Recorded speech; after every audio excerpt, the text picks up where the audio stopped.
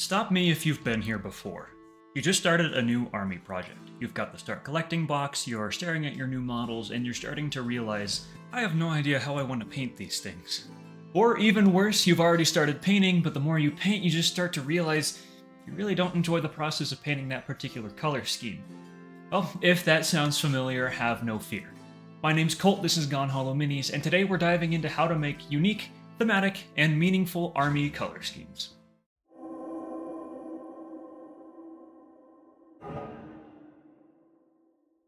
Now, right off the bat, I gotta be honest with you.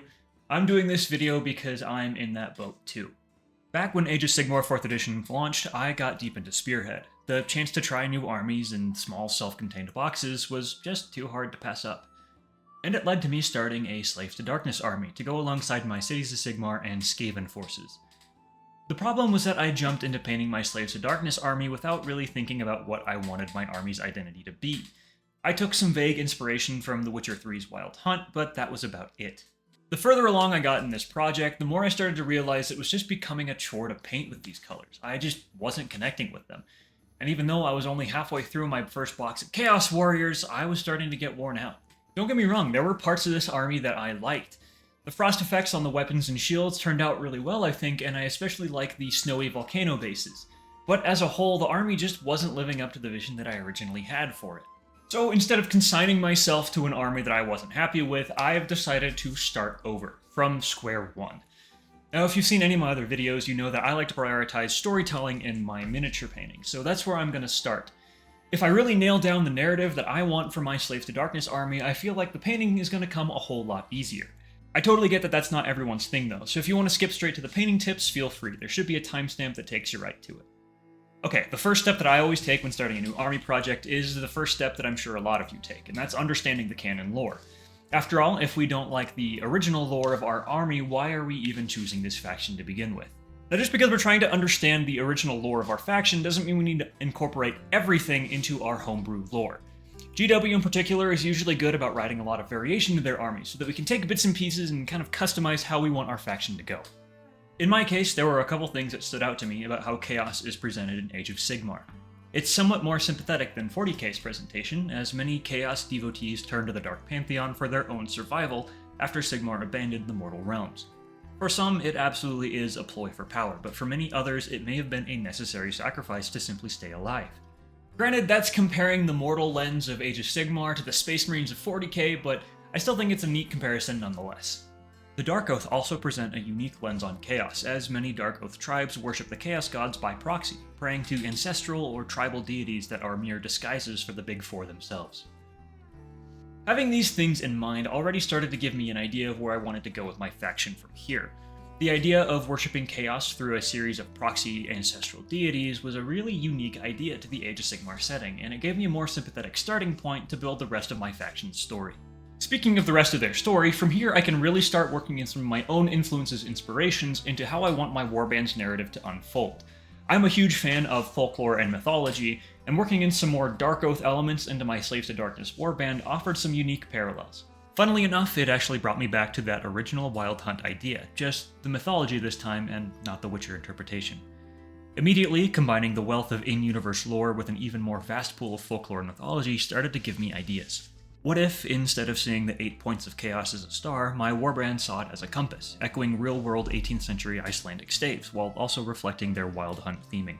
And on that note, maybe instead of being made in the image of demons, the horns that nearly every model sports are instead made in the image of woodland beasts and animals.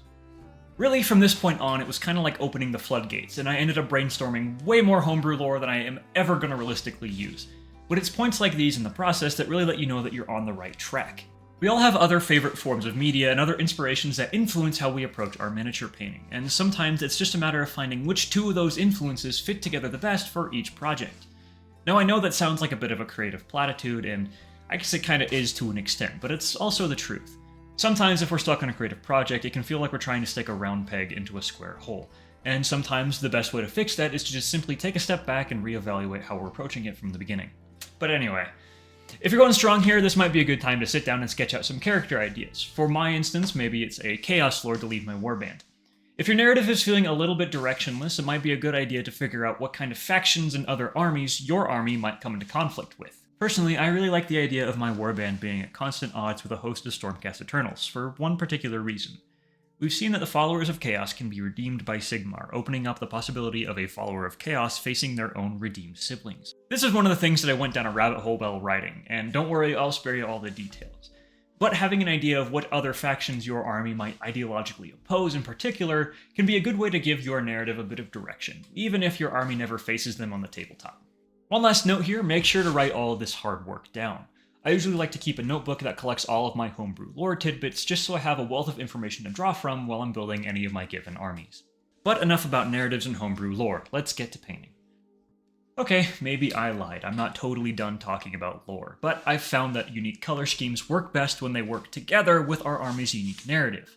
It would be weird to say have a super sneaky Raven Guard successor that's painted all bright, shiny silver.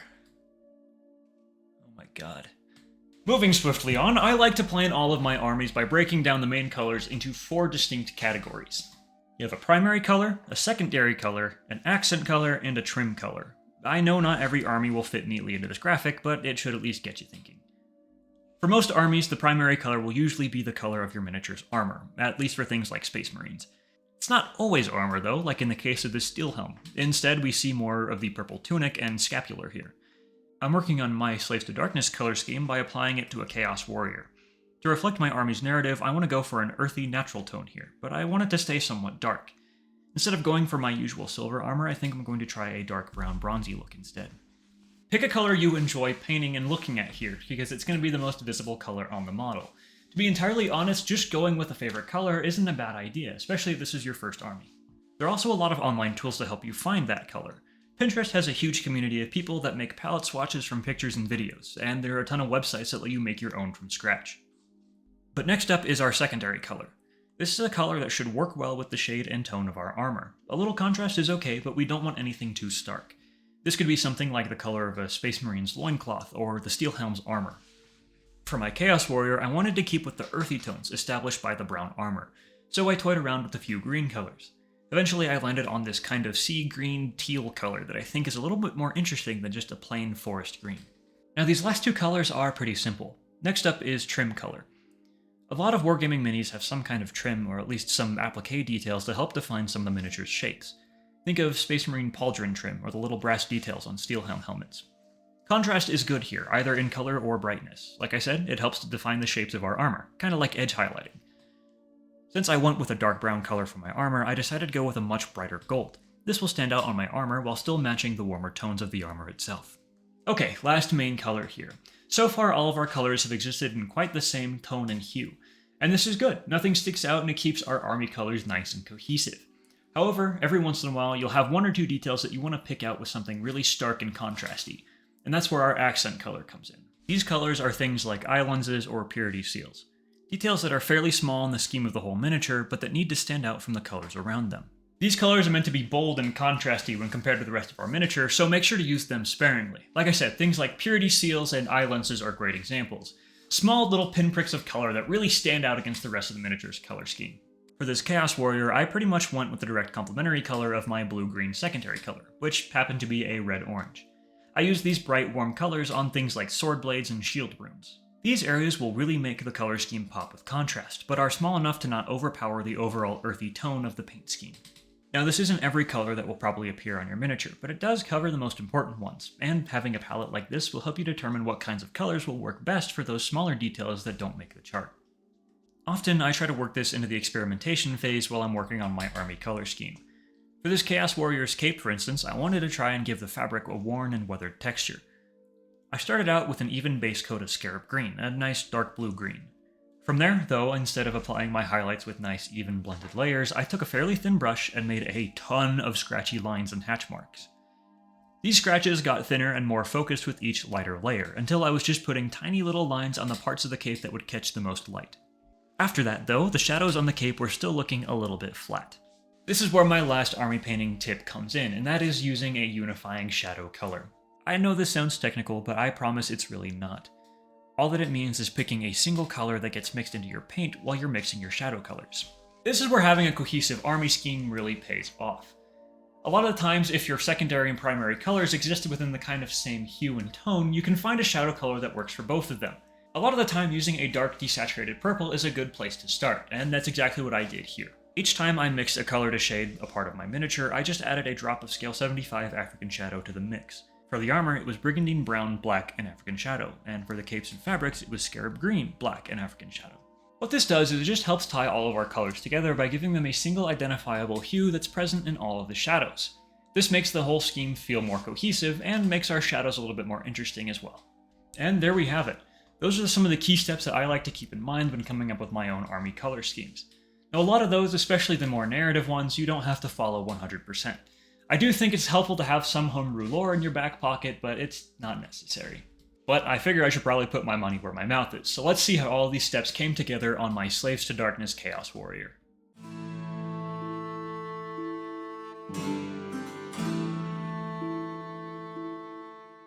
I'll be honest, I wasn't sure if I'd ever keep going on this army. Back when I first started painting them, I thought for sure I was on the right track, so getting stuck as hard as I did was really disheartening. But sometimes that's just how it goes. Wargaming and mini-painting are, in the end, creative hobbies, so we probably won't have all the answers from the word go. So if you're feeling stuck on an army painting project, maybe it's time to take another look at where you started. You're going to be spending a lot of time with this army on the tabletop, hopefully anyway, so making sure to spend a little bit more time to make an army that you're happy with is really going to pay off in the end. Thank you all so much for watching. I hope this video helped kickstart your next project. It's new year, new army season for a lot of us, so keep this video in mind if you or a friend got some new shiny gray plastic underneath the Christmas tree. If you enjoyed the video, feel free to drop a like and a comment. I'll reply to as many as I can. And if you want to keep up with Gone Hollow Minis, feel free to subscribe. I've got a lot of interesting things coming up in the new year, and you won't want to miss any of them. But until the next time, be safe, be kind, and of course, don't you dare go hollow.